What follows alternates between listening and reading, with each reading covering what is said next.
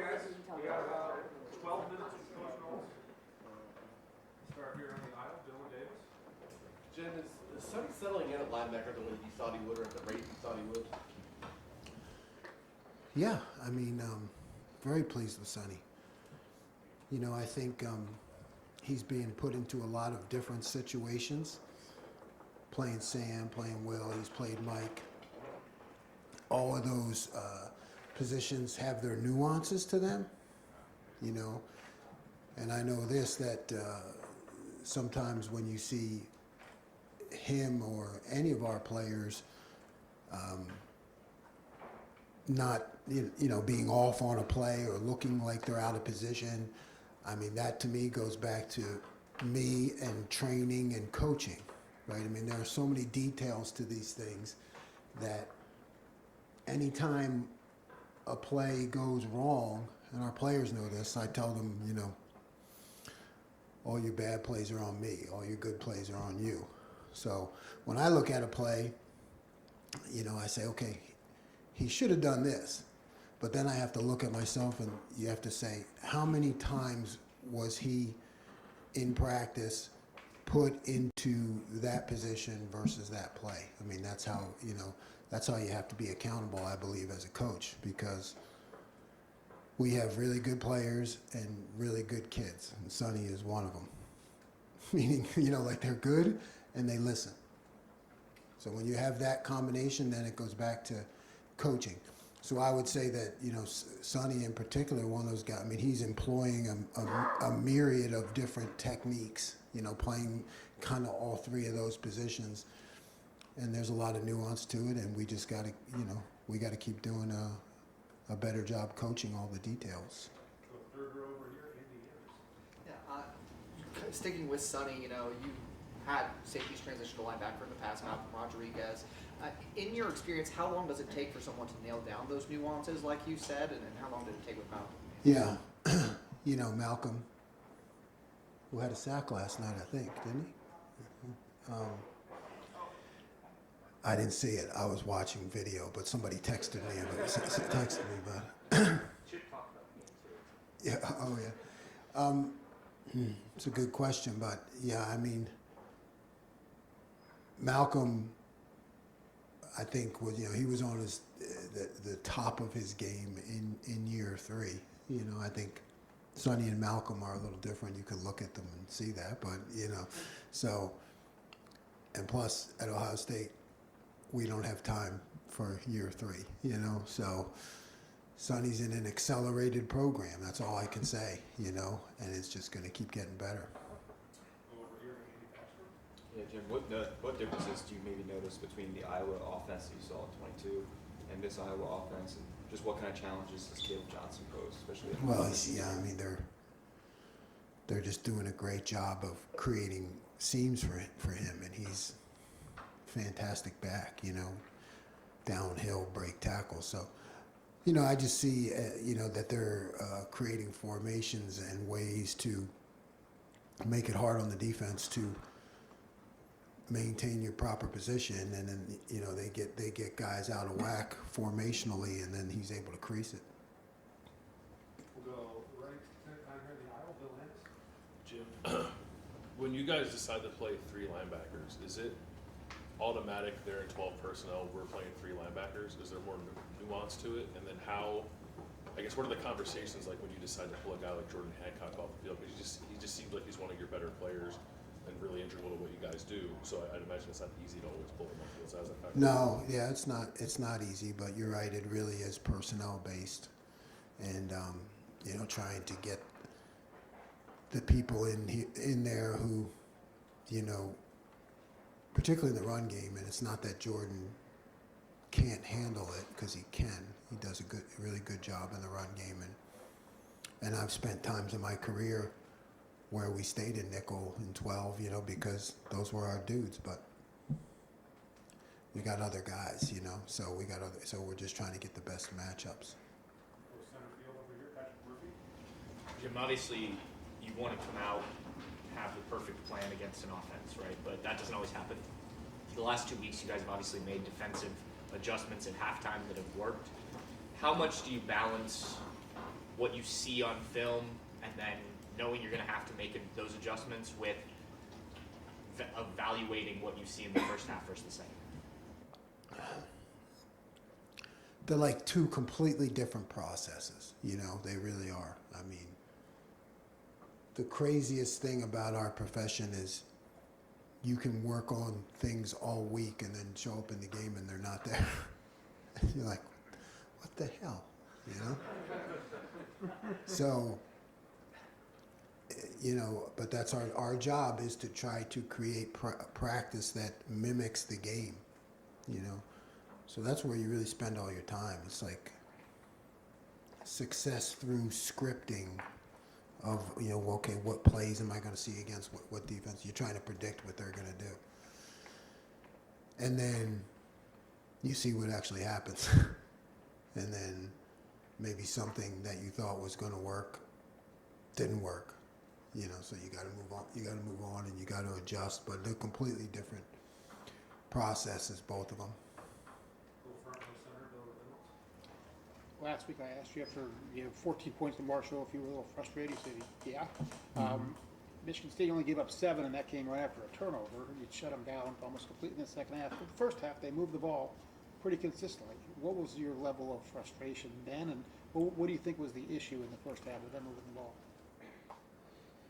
Yeah, we've started slow, you know, the past couple weeks, and I blame myself for that. Right? Again, it's you know, there are thousands of permutations of what can happen, right? So that's exactly like I said. It's like, hey, I'm predicting this.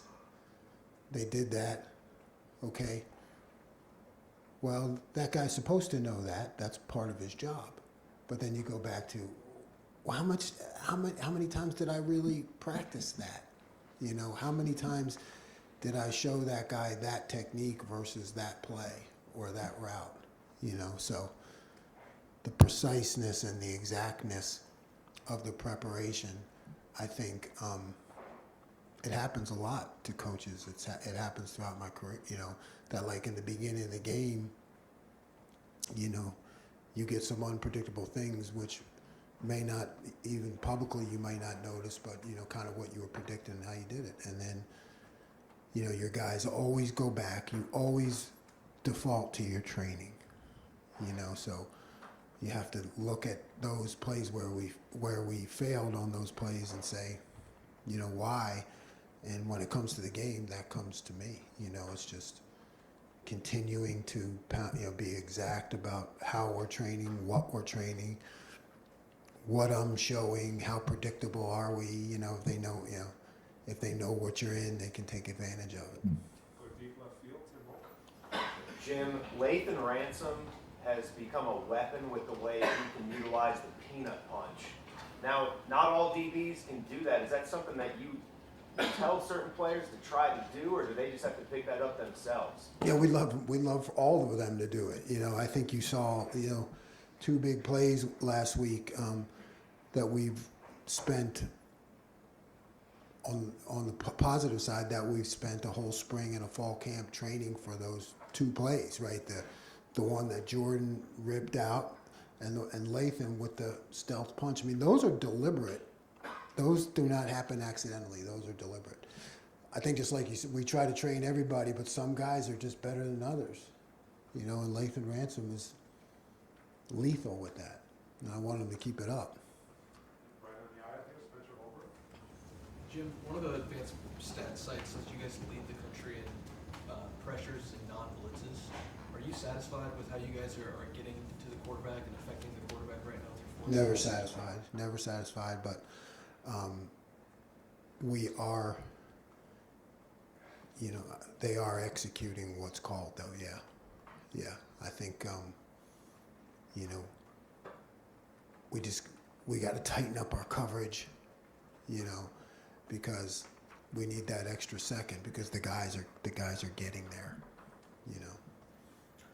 Third row right here, Rob Oliver. Jim, you lead the nation 6.75 points allowed. And yet you hear There's 2 guys who said something about leading the nation. right. Both you guys get it. Well, That's the point, and yet you. It's rat poison. It's rat poison. And yet you are hearing what's wrong with this defense. Have you ever had a defense? Who's, I'm hearing what? What's wrong with it? Well, you're even saying like we could be better here. Oh, yeah, yeah. Well, we could. Have you ever been nitpicked as much as you've been here, your defense? Is that to be expected in a place like this? My father was pretty tough. He was a Philly cop, so I got more than nitpicked. I got nit-whacked. Yeah, so I'm used to it. I'm used to it.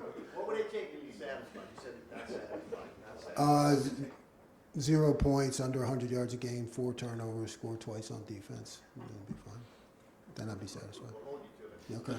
Just behind Rob, Cameron, Steve Robinson. Jim, what did you like about the 3 linebackers the set that you put out early against Michigan State, and how do you want to see that grow or evolve, especially this weekend against this one? Yeah, I like the fact, that they all can work together.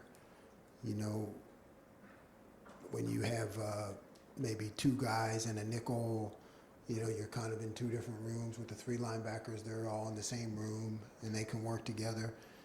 And I think their understanding and processing is going very well. What we need to see better is tackling. Our linebackers need to continue to become better tacklers, and particularly this week, knockback tacklers, right? I mean, these guys are the kings in this running back, turning a 2-yard gain into a 4 or 5-yard gain, which then leads to 2nd and 5, which leads to 3rd and 2, So we need to continue to work on our tackling and, with an attitude of knocking people back. Second row right here, Steve. Kind of a 2-part here, a lot of it, because we've just heard a lot about coverage. For starters, could you evaluate your linebackers and how they've been in coverage so far? And then also, I think there's been a growing concern of how much off coverage you guys have been playing with the cornerbacks, and trying to balance, giving up some of that short stuff and just having guys who can excel at tackling versus maybe being more aggressive, Right. and having your corners play Right. up in the line of scrimmage. Right. Yeah, I mean, it's, the corners off press, I mean, that's a constant thought, constant adjustment. Again, we've been solid on explosive plays. So I think you can't forget that, because that wins games, and sometimes on those big, deep, like you take a guy like Caleb Downs, who, we activated Saturday, and we're going to continue to activate him as we get into Big Ten competition. You see what he looks like when he's activated. What you don't see a lot is when he's not activated, how many times they just don't throw the ball deep. You know what I mean? Because he's in the right place and on top of the routes, and they don't even take those shots. Those shots aren't taken. So it's the same thing with the corners. It's like, the answer to your question is, do we need to be pressed more? Yes, we do, and we need to keep working that in. But we got to balance it. Deep center, got 2 more. Deep center, Jeremy. Jim, Ryan and Chip sort of have a luxury that Phil Parker and the defense at Iowa haven't changed in 20-some years. They obviously have a first-time or a new offensive coordinator after a couple of years of being somewhat predictable offensively, and they're coming off a bye week. How does that impact what preparation you do, and how, generally speaking, how does the off week help a team prepare? Yeah, it just gives you more time to study. I mean, that's the only way I can put it. It gives you more time to study.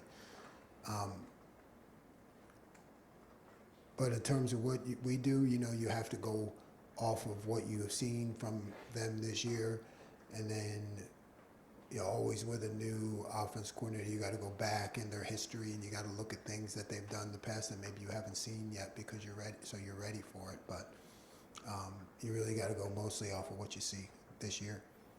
We'll wrap it up right here in front of us. Jim, the play that Cody made on 4th down, is that predetermined that he's going high, jumping? Is there a read that he has there? It's a call. It's a call. Yeah. Is that something you've been talking about? The number of reps that guys get in those situations, is that You can't rep that. No, that's like when I call this, you guys do that and you jump over the top. You're not gonna practice that. You're right. I don't know how you practice that. Cody, go up and practice and smash your head into Lincoln. You know, you're not gonna do that. So, yeah.